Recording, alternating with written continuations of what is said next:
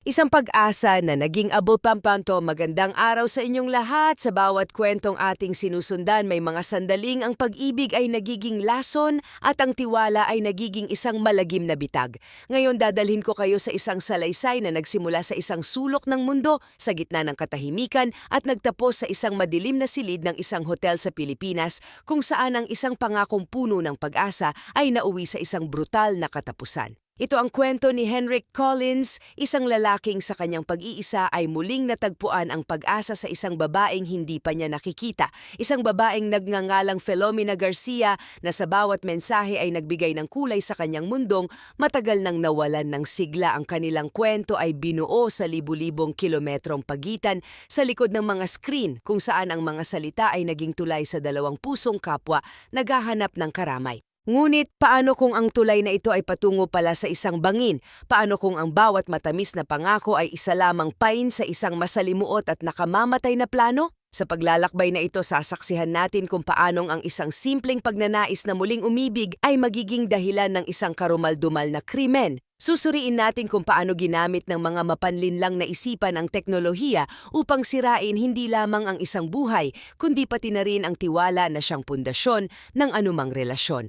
Ang kasong ito ay hindi lamang tungkol sa isang panloloko, ito ay isang malalim na pagtingin sa sakit ng pag-iisa, sa kapangyarihan ng panlilinlang at sa walang kapagurang paghahanap ng hustisya sa gitna ng isang madilim na katotohanan. Samahan ninyo ako sa pagbubunyag ng katotohanan sa likod ng kaso ni Henrik Collins, isang paalala na sa mundo ng online na connection, ang pinakamalaking panganib ay maaaring nagtatago sa likod ng pinakamatamis na mga salita. Nagsimula ang lahat sa isang maaliwalas ngunit tahimik na apartment sa Cana, Australia, taong 2020. Dito namumuhay si Henrik Collins, isang 58 taong gulang na British expatriate. Halos 30 taon na siyang naninirahan at nagtatrabaho sa Australia bilang isang safety consultant para sa isang malaking kumpanya ng pagmimina. Sa paningin ng karamihan, ang buhay ni Henrik ay isang larawan ng tagumpay. Mayroon siyang matatag na trabaho, maayos na kita, at isang planadong pagre-retiro na naghihintay sa kanya.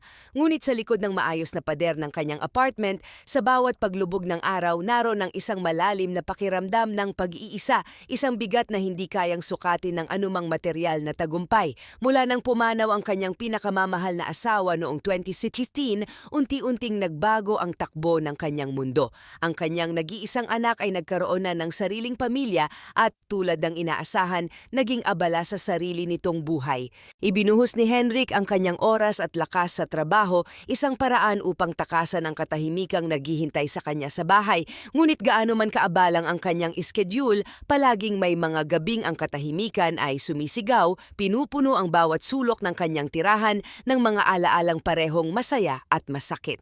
Sa mga gabing iyon, madalas siyang mauupo sa kanyang paboritong silya sa sala, may hawak na isang baso ng alak habang ang kanyang mga mata ay nakatuon sa mga lumang litrato na nakadisplay sa isang maliit na mesa. Mga litrato ng kanyang asawa, ng kanilang anak noong ito'y bata pa, ng mga masasayang araw na tila isang panaginip na lamang ngayon. Ang dating masiglang tahanan na puno ng tawanan at kwentuhan ay napalitan ng isang malungkot na espasyo kung saan ang tanging kasama niya ay ang anino ng nakaraan. Ang kawalan ay isang sugat na hindi kailanman naghilom. Sa paglipas ng mga taon sa pagnanais na punan ang puwang sa kanyang puso, natutunan ni Henrik na hanapin ang koneksyon sa isang lugar na hindi niya inaasahan, sa malawak at misteryosong mundo ng internet. Nagsimula siya sa mga online community, mga forum kung saan ang mga taong tulad niya mula sa iba't ibang panig ng mundo ay nagbabahagi ng kanilang mga kwento. Sa simula, simple lamang ang kanyang pakikilahok. Nagbabasa siya ng mga post, nag-iiwan ng mga komento at paminsan-minsan kapag may lakas ng loob ay nagbabahagi ng sarili niyang karanasan. Dito sa virtual na espasyong ito, naramdaman niya ang isang uri ng ginhawa. Nakahanap siya ng mga taong nakakaunawa sa kanyang pinagdadaanan, mga taong hindi siya hinuhusgahan. Isang araw sa isa sa mga online platform na ito, isang pangalan ang umagaw sa kanyang pansin, Philomena Garcia. Ayon sa profile nito, siya ay isang guro mula sa sa Leyte sa Pilipinas. Balo rin at tulad niya, naghahanap ng isang taong makakausap at makakaunawa sa kanyang sitwasyon. Merong isang bagay sa kanyang mga salita sa paraan ng kanyang pagpapahayag na tila isang paanyaya. Naglakas loob si Henrik na magpadala ng isang simpleng mensahe, isang pagbati na hindi niya inaasahang magiging simula ng isang malaking pagbabago sa kanyang buhay. Ang kanilang mga unang pag-uusap ay naging magaan at kaswal. Nagpalitan sila ng mga simpleng kwento tungkol sa kanilang pang-araw-araw na buhay. Ikinuwento ni Filomena ang tungkol sa simpleng pamumuhay sa probinsya, ang kanyang mga estudyante, ang mga hamon at saya ng pagiging isang guro. Si Henrik naman ay nagbahagi tungkol sa kanyang trabaho sa minahan, sa buhay sa syudad ng Australia at sa kanyang mga pangarap para sa pagre-retiro. Sa bawat palitan ng mensahe, unti-unti nilang nararamdaman ang isang kakaibang koneksyon. Pareho silang may pinagdaan ng pagkawala at sa pagbabahagi ng kanilang mga alaala tungkol sa kanilang mga yumaong kabiyak, nakahanap sila ng karamay sa isa't isa. Nagbibigayan sila ng lakas ng mga salitang pampalubag loob na matagal na nilang hindi naririnig. Habang lumilipas ang mga buwan, ang kanilang komunikasyon ay naging mas malalim at mas madalas. Ang simpleng palitan ng mensahe ay naging isang mahalagang bahagi ng kanilang araw. Si Filomena ang unang taong binabati ni Henrik sa umaga at ang huling kausap bago matulog. Gayunpaman, may isang bagay na kakaiba sa kanilang ugnayan. Sa tuwing susubukan ni Henrik na mag-video call o voice call, palaging may dahilan si Filomena. Mahina raw ang signal ng internet sa kanilang lugar sa Leyte o kaya naman ay sira ang kanyang telepono. Bagamat may kaunting pagtataka, pinili ni Henrik na unawain ang sitwasyon. Ang mahalaga sa kanya ay ang kanilang koneksyon, na nararamdaman niyang totoo at matatag kahit sa pamamagitan lamang ng chat. Ang mga gabing dating puno ng katahimikan para kay Henrik ay napuno na ngayon ng mga mensahe mula kay Filomena. Bawat tunog ng notifikasyon mula sa kanyang telepono ay nagbibigay sa kanya ng isang uri ng kagalakan. Ang bawat tugon ay isang patunay na hindi na siya nag-iisa. Sa kanyang puso na matagal nang natuyo sa kalungkutan, muling sumibol ang isang bagong pag-asa. Pag-asa na meron pang pangalawang pagkakataon sa pag-ibig, na meron pang bagong simula sa kabila ng kanyang edad. Naniwala siya na si Filomena ang sagot sa kanyang mga panalangin, isang biyaya mula sa tadhana. Makalipas ang ilang buwan ng tuloy-tuloy na pag-uusap, dumating ang puntong tinawag na nila ang isa't isa bilang soulmate. Sa likod ng mga screen ng kanilang mga device, binuo nila ang isang mundo na para lamang sa kanilang dalawa. Isang ilusyon ng isang perpektong relasyon na puno ng pag-ibig, pag-unawa at katapatan. Para kay Henrik, hindi ito isang ilusyon, ito ay totoo. Ito ang pangako ng isang panibagong buhay, isang kinabukasang hindi na niya haharapin ng mag-isa. Ngunit ang pag-asang iyon na tila isang regalo mula sa langit ay siya ring magiging simula ng isang trahedya na yayanig hindi lamang sa kanyang buhay, kundi pati na rin sa buhay ng mga taong nagmamahal sa kanya. Ang pag-asang iyon ang magiging pain sa isang bitag na matagal nang inihanda para sa kanya. Pagdating ng kalagitnaan ng 2022, nagsimulang magluwag ang mundo. Matapos ang halos 2 taon ng mahigpit na mga lockdown dahil sa pandemya, muling bumukas ang mga international borders. Para sa maraming tao, ito ay isang pagkakataon upang muling makasama ang kanilang mga mahal sa buhay. Para kay Henrik Collins, ito ang hudyat na hinihintay niya. Ang pagkakataong gawing totoo ang relasyong binuo niya sa digital na mundo. Sa kanyang isip, sapat na ang mahigit 1 taon ng paghihintay, ng mga pag-uusap sa chat, ng mga pangakong binitawan sa likod ng screen. Panahon na upang personal na makita at mayakap ang babaeng nagbigay ng bagong liwanag sa kanyang buhay, si Filomena. Sa sobrang pananabik, hindi niya napigilang ibahagi ang kanyang mga plano. Ikinuwento niya sa kanyang mga dating katrabaho at malalapit na kaibigan ang tungkol sa kanyang soulmate, ang guro mula sa Leyte. Sa bawat pagbanggit niya ng pangalan ni Filomena, hindi maikakaila ang kislap sa kanyang mga mata at ang ngingiti sa kanyang mga labi. Mayroon siyang isang uri ng kumpiyansa na tila sigurado na siya sa kanilang hinaharap. Ang kanyang mga kaibigan, bagamat may bahid ng pagdududa at pag-aalala, ay piniling suportahan siya. Nakita nila kung gaano kasaya si Henrik mula nang makilala niya si Filomena at iyon ang pinakamahalaga para sa kanila. Nagbigay sila ng mga paalala na mag-ingat, ngunit sa huli ang kanilang suporta ang naging mas matimbang. Noong Hulyo 2022, walang pag-aalinlangang nag-book si Henrik ng flight patungong Pilipinas. Ang kanyang destinasyon, Mactan Cebu International Airport. Sa pag-iimpake ng kanyang mga gamit, tila bawat bagay na inilalagay niya sa kanyang maleta ay may kaakibat na pangarap. Dala niya ang mga pasalubong na pinili niya ng may pag-iingat, mga mamahaling tsokolate, imported na alak at ilang branded na bag na partikular na ni-request umano ni Filomena. Bukod dito, nagdala rin siya ng sapat na halaga ng cash na iniisip niyang gagamitin para sa kanilang mga lakad, sa kanilang mga unang petsa at marahil sa pagtulong sa pamilya nito. Sa kanyang isipan, perpekto na ang lahat. Plano niyang gugulin ang 2 linggo sa Pilipinas. Magbabakasyon sila, kikilalanin niya ang pamilya ni Filomena at kung papala rin marahil ay pag-uusapan na nila ang isang mas seryosong hinaharap. Paglapag ng eroplano sa Cebu, sinalubong siya ng kakaibang init ng klima at ng ingay mula sa paliparan. Isang malinaw na senyales na nasa ibang bansa na siya. Inayos niya ang kanyang sarili at sumakay ng taxi patungo sa kanyang hotel. Nag-check-in siya sa isang kilalang hotel sa Lahug, isang magandang lokasyon na malapit sa mga restaurant at business district. Pinili niya ang lugar na ito upang maramdaman ang kaginhawahan ng syudad at upang maging madali para sa kanila ni Filomena na mamasyal. Sa likod ng lahat ng kanyang pananabik at paghahanda, hindi niya kailanman naramdaman ang anumang panganib. Ang kanyang puso at isipan ay nakatuon lamang sa isang bagay, ang pagkikita nila ng babaeng kanyang minamahal. Ayon kay Filomena, kailangan pa niyang bumiyahe ng ilang oras mula sa Leyte bago makarating sa hotel sa Cebu, kaya't matiyaga at masayang naghintay si Henrik. Sa gabing iyon, bago siya matulog sa malambot na kama ng kanyang hotel room, nagpadala siya ng isang huling mensahe kay Filomena. Bukas, sa wakas, magkikita na tayo, hindi na ako makapaghintay. Sa kanyang puso, umaapaw ang pananabik at pag-asa. Ito na ang katuparan ng lahat ng kanyang mga pangarap. Dumating ang araw na pinakahihintay, Hulyo 25, 2022. Maaga pa lamang ay gising na si Henrik. Naligo siya, nag-ahit at pinili ang kanyang pinakamagandang damit, isang plansadong polo shirt at slacks. Sinigurado niyang malinis at maayos ang kanyang postura. Bawat detalye ay mahalaga. Gusto niyang maging perpekto ang kanilang unang pagkikita. Bumaba siya sa hotel lobby, umupo sa isang komportableng sofa at naghintay. Bawat pagbukas ng pinto ng lobby, bawat taong pumapasok ay nagpapatibok ng kanyang puso. Panay ang silip niya, umaasang sa susunod na pagbukas ng pinto, makikita na niya ang mukha ni Filomena, ang babaeng matagal na niyang nakakausap at minahal sa likod ng screen. Ngunit hindi si Filomena ang dumating, sa halip isang lalaking nasa edad 30 ang lumapit sa kanya. Nakasuot ito ng simpleng t-shirt at may dalang maliit na bag. Magalang itong nagpakilala at sinabing siya ay kamag-anak ni Filomena. Ayon sa lalaki, may nangyaring hindi inaasahan. Si Filomena raw ay isinugod sa ospital at kailangang magbayad ng dagdag na halaga para tuluyan itong makalabas. Gulat at pag-aalala ang agad na naramdaman ni Henrik. Nawala ang pananabik at napalitan ng takot. Walang pag-aalinlangan, naniwala siya sa kwento ng lalaki. Ang tanging nasa isip niya ay ang kaligtasan ni Filomena. Agad siyang naglabas ng cash at ibinigay ito sa lalaki na sinabing ipapadala niya agad sa account ng ospital. Isinama siya ng lalaki pabalik sa loob ng hotel. Doon na lang daw sila maghihintay ng update mula sa ospital para mas komportable. Habang nakaupo sila sa coffee shop sa ground floor ng hotel, nagsimulang mapansin ni Henrik ang mga kilos ng lalaki.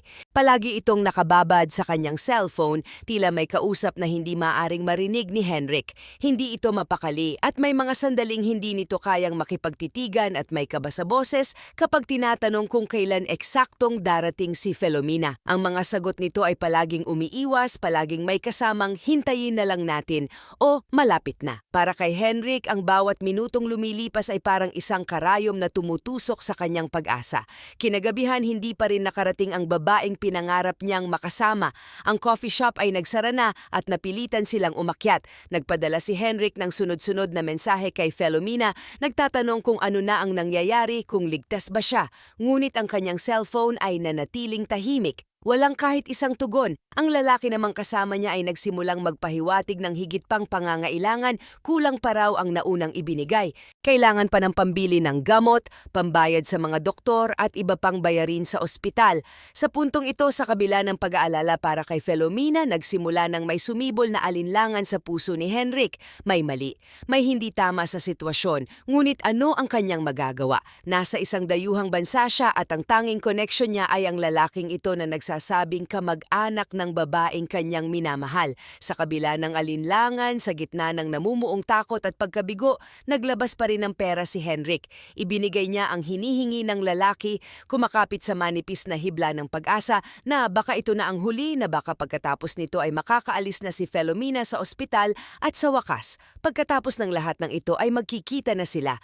Ngunit habang lumalalim ang gabi at lumilipas ang oras, unti-unti nang sumisiksik ang isang malamig na kaba sa kanyang dibdib. Isang kaba na nagsasabing ang lahat ng ito ay isang malaking pagkakamali. Nang sumunod na gabi, habang nakaupo si Henrik sa gilid ng kama ng kanyang hotel room, ang ilusyon na matagal niyang pinanghawakan ay nagsimulang gumuho. Ang kanyang cellphone na matagal nang pinagmumulan ng kanyang pag-asa ay isa na ngayong simbolo ng kanyang kabiguan. Walang tugon, walang paliwanag, tanging ang apat na sulok ng silid at ang malamig na ihip ng aircon ang kanyang karamay. Dito sa gitna ng katahimikan, nagsimulang mabasag ang ilusyon na kanyang binuo at pinanghawakan. Ngunit sa kabila ng lahat, kumapit pa rin siya sa isang maliit na hibla ng pag-asa na baka bukas, baka sa pagsikat ng araw, darating ang babaeng minahal niya sa likod ng screen. Ang hindi niya alam, sa mga oras na iyon, ang bitag na matagal nang nakaplano laban sa kanya ay nagsisimula ng isara. Ang pag-asa na natitira sa kanyang puso ang siyang magiging huling pinto na isasara sa kanyang buhay. Kinabukasan, hindi na bumalik ang lalaking nagpakilalang pamangkin ni Filomena. Ang silid ni Henrik sa hotel ay nanatiling tahimik at sarado buong maghapon. Nag-aalala ang housekeeping staff nang mapansin nilang hindi man lang siya bumaba para mag-almusal o lumabas ng kanyang kwarto, isang bagay na hindi niya karaniwang ginagawa. Nang kumatok sila ng ilang beses at walang sumagot, nagdesisyon silang gamitin ang master key upang buksan ang pinto, alinsunod sa protocol ng hotel para sa kapakanan ng kanilang mga bisita. At doon, tumambad sa kanila ang isang eksenang hinding-hindi nila malilimutan. Nakahandusay sa sahig ang walang buhay na katawan ni Henrik Collins. Nakalugmok siya tila sa isang huling desperadong paglaban. Ang kanyang mga gamit sa maleta ay nakakalat, isang palatandaan ng isang marahas na paghahalughog, ang kanyang wallet, mga ATM card at ang mismong cellphone na naging tulay niya sa kanyang pangarap, lahat ay nawawala. Ang silid na dapat sana'y maging saksi sa isang masayang pagkikita ay naging isang malamig at tahimik na crime scene. Dumating agad ang mga pulis at ang forensic team. Sa paunang pagsusuri sa katawan ni Henrik, nakita ang mga pasa at sugat, mga palatandaan na siya ay nanlaban. Ang konklusyon ng mga investigador ay malinaw at nakakakilabot. Pinilit siyang ibigay ang PIN code ng kanyang mga ATM card bago siya tuluyang pinaslang. Ang krimen ay hindi lamang simpleng pagnanakaw, ito ay isang brutal na pagpatay na may matinding kasakiman sa likod. Ang susi sa paglutas ng kaso ay nagsimula sa teknolohiya mismo. Sa pagsusuri sa CCTV footage ng hotel, malinaw na nakuhanan ng isang lalaki, ang parehong lalaki na nagpakilalang pamangkin na pumasok sa silid ni Henrik bandang hating gabi. Ngunit ang kanyang paglabas ay mas kahina-hinala. Hindi siya muling dumaan sa pangunahing pasukan o sa lobby. Sa halip, dumaan ito sa fire exit, bitbit ang isang backpack na tila mas mabigat kaysa noong pumasok siya. Habang isinasagawa ang investigasyon sa hotel, isang hiwalay na alarma ang tumunog sa sistema ng bangko ni Henrik. Makalipas lamang ang ilang oras matapos ang tinatayang oras ng kanyang pagkamatay, nagrehistro ng sunod-sunod na withdrawals ang kanyang account mula sa iba't ibang ATM sa iba't ibang lokasyon sa Cebu. Halos naubos ang laman ng kanyang international bank account sa loob lamang ng 2 araw. Ang perang dinala niya para sana sa isang masayang bakasyon, ang perang pinag-ipunan niya para sa isang bagong simula ay naglaho sa isang iglap kasabay ng kanyang buhay. Sa puntong ito napagtanto ng mga awtoridad na hindi ito isang ordinaryong krimen. Isa itong planado, organisado at walang awang operasyon na may kaugnayan sa mga sindikatong gumagamit ng pekeng pagkakakilanlan online. Ang pag-iisa at pag-asa na bumalot kay Henrik mula nang makilala niya si Filomena ay ang mismong mga kahinaan na ginamit laban sa kanya. Ito ay isang bitag na sinadya mula pa sa simula upang kuhanan siya hindi lamang ng pera kundi ng lahat ng mayroon siya. Pagkaraan ng ilang linggo ng masusing investigasyon, kumilos ang National Bureau of Investigation, NBI Cybercrime Division. Gamit ang kanilang teknikal na kaalaman, sinuri nila ang digital footprint ni Henrik. Binuksan nila ang kanyang mga online account, ang kanyang email at inisa-isa ang bawat mensaheng ipinadala niya sa babaeng nagngangalang Filomena Garcia. At doon, tulad ng isang masalimuot na web, lumabas ang buong katotohanan. katotohanan. Ang Filomena Garcia na minahal ni Henrik ay hindi kailanman umiral. Ang mga litratong nakalagay sa profile ni Filomena ay napatunayang kinuha mula sa social media account ng isang tunay na babae na walang kaalam-alam sa buong panloloko. Ang kanyang pagkakakilanlan ay ninakaw at ginamit para sa isang karumal-dumal na layunin. Wala ring record ng isang gurong nagngangalang Filomena Garcia na nagtuturo sa Leyte. Ang buong katauhan niya ay isang katang-isip. Sa halip sa pamamagitan ng masusing digital forensics, natunto ng mga investigador ang IP address ng mga device na ginamit sa pakikipag-usap kay Henrik. Ang signal ay palaging nagre-rehistro mula sa isang particular na lokasyon, isang apartment sa Cebu. Habang nangyayari ito, ang masamang balita ay nakarating na sa pamilya ni Henrik sa Australia. Halos madurog ang puso ng kanyang anak nang malaman ang sinapit ng kanyang ama. Sa kabila ng matinding paghihinagpis, bumiyahe siya patungong Pilipinas upang kunin ang labi ng kanyang ama at personal na makipag-ugnayan sa mga awtoridad upang alamin ang buong katotohanan. Noong Oktubre 2022, armado ng search warrant at ng matibay na ebidensya, nagsagawa ng raid ang mga pulis sa nasabing apartment kung saan natunto ng IP address. Doon nila natagpuan si Dennis Herrera, 33 taong gulang, walang permanenteng trabaho at nag-iisa sa loob ng kanyang inuupahang unit. Sa kanyang computer, natuklasan ng mga awtoridad ang isang buong operasyon ng panloloko. Nakita nila ang mga script, mga listahan ng mga potensyal na biktima, karamihan ay mga dayuhan, mga expat o mga balo at ang mga larawang ginagamit niya upang bumuo ng iba't ibang peking account, kabilang na ang peking pagkakakilanlan ni Filomena Garcia. Sa mas malalim na investigasyon, lumabas na hindi lamang si Dennis ang utak sa likod ng lahat. Mayroon siyang dalawang kasamahan na tumutulong sa pangangalap ng impormasyon, pag-manage ng mga peking profile at pagsasagawa ng mga transaksyon. Sa mga ebidensyang nakalap, mga chat logs, bank records, ang CCTV footage at ang testimonya ng mga forensic expert, naging malinaw na planado ang lahat. Ang kanilang layunin ay gawing biktima si Henrik mula pa lamang sa umpisa. Paibigin siya, hikayatin siyang pumunta sa Pilipinas at saka siya salakayin upang makuha hindi lamang ang kanyang dalang pera, kundi maging ang access sa kanyang mga bank account sa ibang bansa. Sa tala ng NBI, hindi si Henrik ang unang nabiktima. Marami na ring dayuhan ang na-scam ng parehong grupo.